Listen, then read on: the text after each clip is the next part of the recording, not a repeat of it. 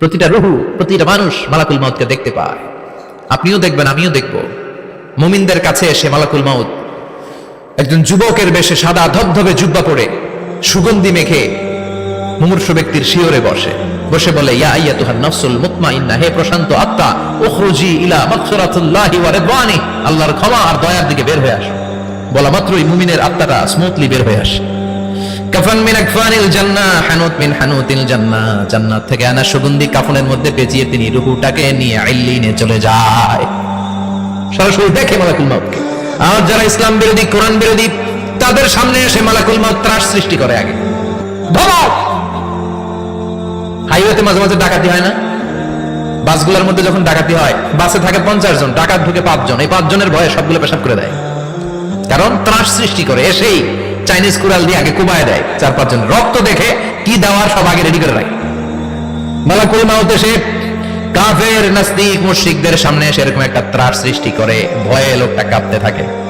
ওর কাছে ভদ্র ভাষায় কথা বলে না, সুন্দর জামা পরে আসে না, কালো কুচকুচে চেহারা, ভয়ঙ্কর একটা রূপ নিয়ে, আকৃতি নিয়ে ইসলাম বিরোধীদের মাথার সামনে আসে, দুর্গন্ধযুক্ত চেহারার দেহ নিয়ে ধমক দিয়ে বলে, ও পাপাত্তা, ইয়া আইয়াতুহান নাফসুল খাবিসা উখরুজি ইলা গাদাবিল্লাহ, হে পাপাত্তা, আল্লাহর রাগ, ক্রোধ আর গজবের দিকে বের হয়ে আয়। মুমিনের আত্মা বলার সাথে সাথে যেমনি মুমিনের দেহ থেকে বের হয়ে জান্নাতি কাফনের ভেতরে ঢুকে, কাফেরদের আত্মাও কি এরকম তাড়াতাড়ি বেরোতে চায় নাকি? কাফেরদের আত্মা বেরোতে চায় না। ডানে দৌড়, বায়ে দৌড়, সামনে দৌড়, পেছনে দৌড়, আহা, দৌড়াদৌড়ি করে। মালাকুল মাউত এটাকে টেনে হিচড়ে, একটা জীবিত ছাগলকে জবাই না করে তার চামড়া উল্টার দিকে টেনে হিচড়ে বের করলে ছাগলটা যত কষ্ট পায়, এর চেয়ে কমসে কম 70 গুণ বেশি কষ্ট দিয়ে কাফের, মুশরিক আর গাদ্দারদের রূহ কবজ করা হয়। আল্লাহ এই পরিস্থিতি থেকে তুমি আমাদের বাঁচাও। মুমিনদের রূহ যেমনি কবজ হয়, ওইভাবে রূহ কবজের ব্যবস্থা করে দিও।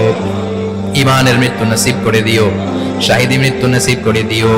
আমাকে শহীদ করে সেই মিছিলে শামিল করে নিও, যে মিছিলের নেতা মীর হামজা, খুবাইবে খাব্বাব, আল্লাহর কাছে ছিল অতি প্রিয়, শামিল করে নিও। আমাকে শহীদ করে সেই মিছিলে শামিল করে নিও। পড়েন আমিন। আর জোরে পড়েন আমিন। তার মানে বিমান দুর্ঘটনায় হোক, কিংবা লঞ্চ ডুবিতে হোক, কিংবা আগুনে পড়ে হোক, কিংবা আত্মঘাতী হামলায় হোক, যে যেখানেই মারা যায়, কবরের 3টা প্রশ্ন তার জন্য আছে না নাই? ইসলাম বিরোধীদের জন্য প্রশ্ন 3টা, আপনারা যারা মুমিন তাদের জন্য 4টা, আপনাদের জন্য একটা বেশি। আলহামদুলিল্লাহ। কোন কবরে এসে প্রথম প্রশ্ন করবে মুনকার নাকির যখন চলে আসবে, 40 কদম যখন আত্মীয় স্বজনরা লাশটাকে কবরের মধ্যে দিয়ে 40 কদম চলে যায়, তখনই ফেরেশতা চলে আসে। আহা, শেষ, সব শেষ। এসেই পরীক্ষা শুরু। মার রব্বুক, তোর রবের নাম কি? চিল্লায় বলেন, আমাদের রবের নাম কি? আমরা বলবো রব্বি আল্লাহ, আল্লাহ আমারে রব। দমে দমে তনু মনে তারি অনুভব। পড়েন, আল্লাহ আমারে রব। তোমার দুনিয়াতে আমি যেদিকে তাকাই, অথই নিয়ামতে ডুবে আছি সবাই। পাখপাখালির গানে শুনি তাসবিহ কল রব, তাসবিহ কল রব, আল্লাহ আমারে রব। প্রথম প্রশ্ন, তোমার রব কে? আমরা বলবো আমাদের রব আল্লাহ।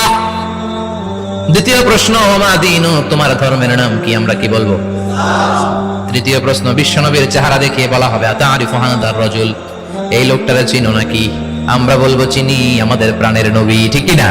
চাঁদের চেয়ে সুন্দর তুমি নবী, আমার কমলিহি ওয়ালা, দু জাহানের বাদশা তুমি, প্যারা নবী সাল্লে আলা, চাঁদের চেয়ে সুন্দর তুমি নবী, আমার কমলিহি ওয়ালা, ঠিক কি না? 3টা প্রশ্নের যথাযথ উত্তর যখন দিয়ে দিলেন, আপনার জন্য অতিরিক্ত আরেকটা প্রশ্ন করা হবে, ওয়ামা ইলমুক, তোমার নলেজ কি? 3টা প্রশ্নের উত্তর যে তুমি করতে পারলা, কিভাবে পারলা, কেমনে জানলা? নকল করে বলছো নাকি জেনে বুঝে আসছো? নকল হয় না? এখন তো পরীক্ষা চলতেছে বোধহয়। কি পরীক্ষা? এসএসসি পরীক্ষা। নকল হয়? কৃষ্ণপুরে নকল নাই না? এখন মনে হয় এগুলো একটু কমছে। একটা সময় ছিল অনেক নকল হইতো। পাঞ্জাবের ভিতরে নকল, পকেটে নকল, টুপির ভিতরে নকল, মৌজার ভিতরেও নকল। এমনকি মেয়েরাও নকল করে পরীক্ষার হলে আসে না নাই?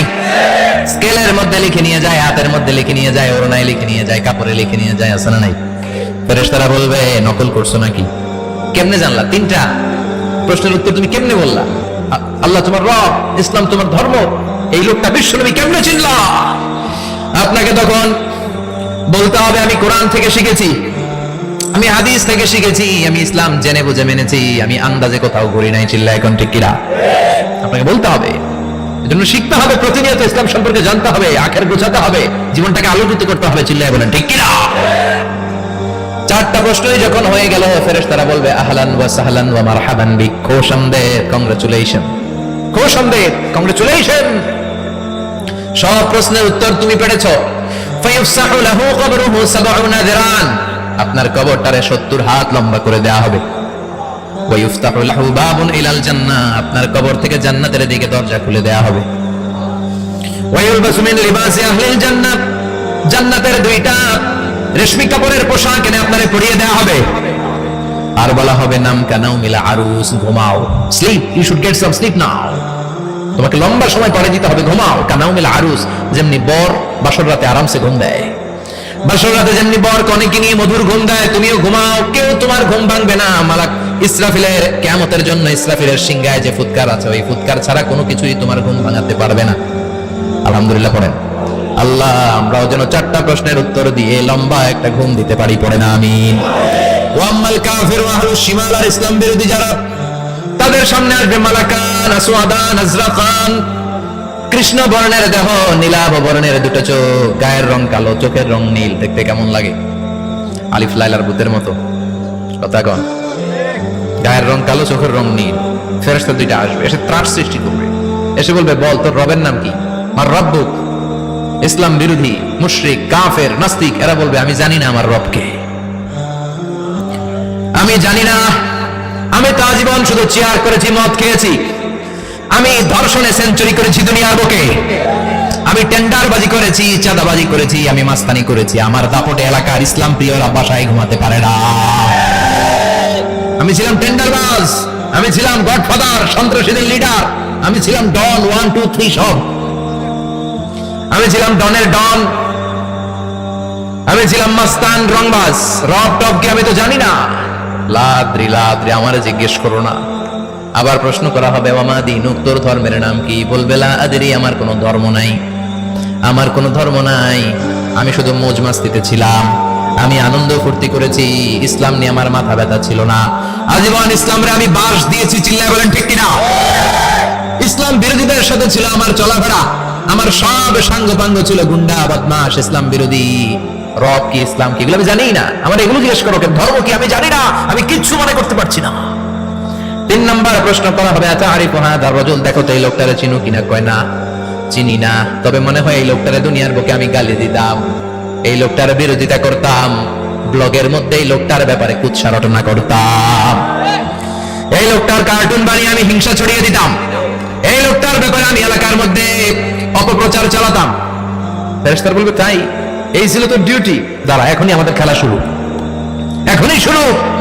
ফায়ুতরাকু বিমাতারিকা মিন হাদিদ, লোহার একটা হাতুড়ি দিয়ে মাথা থেকে পা পর্যন্ত পিটানো হবে, পিটিয়ে ওর গোশতের হাড্ডিগুলোকে থেতলে ফেলা হবে। ওয়া ইউকালু লিল আরদি ইলতাইমি, কবরের 2 পাশের মাটিতে বলা হবে এবার 2 দিক থেকে তোরা চাপ দে, চাপ দেয়া হবে, ধাক্কা ধাক্কি করেও সে সুবিধা করতে পারবে না, মাটি আসতে আসতে আসতে আসতে দেড় 2 দিকে লেগে এমন জোরে 2টা চাপ দিবে, ফাতাখতারিফা আদলাউহু, তার ডান পাশের পাজরের হাড্ডি বাম দিকে ঢুকে যাবে, বাম দিকের হাড্ডি ডানে চলে যাবে। বিশ্বনবী বললেন এই হাতুড়ি দিয়ে পিটানোর শাস্তি, কবরের চাপ দেওয়ার শাস্তি চলতেই থাকবে হাত্তাল কিয়ামা, কিয়ামত পর্যন্ত। আল্লাহ কবরের শাস্তি থেকে আমাদের বাঁচাও, আমরা এই আযাব পেতে চাই না, আমরা যেন ঠিকভাবে কবরের 4টা প্রশ্নের উত্তর করে দিয়ে লম্বা ঘুম দিতে পারি। আল্লাহ তুমি তৌফিক দাও। এজন্য আল্লাহ বললেন গোলাম দুনিয়া নিয়ে পাগল হয়ে থেকো না, এই দুনিয়ার জীবন আসল জীবন নয়, আসল জীবন হলো কবরের জীবন। জোরে বলেন ঠিক কিনা? এই জন্য মাঝে মাঝে কবরে যাবেন, কবরস্থানে দাঁড়িয়ে চিন্তা করবেন এই জায়গায় আমারও আসতে হবে, দিন যাবে রাত আসবে, বৃষ্টি হবে, শীত আসবে, কেউ আমার দেখতে আসবে না, একা থাকতে হবে, একা, বড় একা, অন্ধকার, বড়ই অন্ধকার। ওই কবরের জীবনের সামান গোছানোর দরকার আছে না নাই? ওই কবরে সুখে শান্তিতে থাকতে চাইলে নামাজ পড়ার দরকার আছে না নাই? কোরআন পড়ার দরকার আছে না নাই? ছেলে মেয়েগুলোরে মানুষের মতো মানুষ করার দরকার আছে না নাই?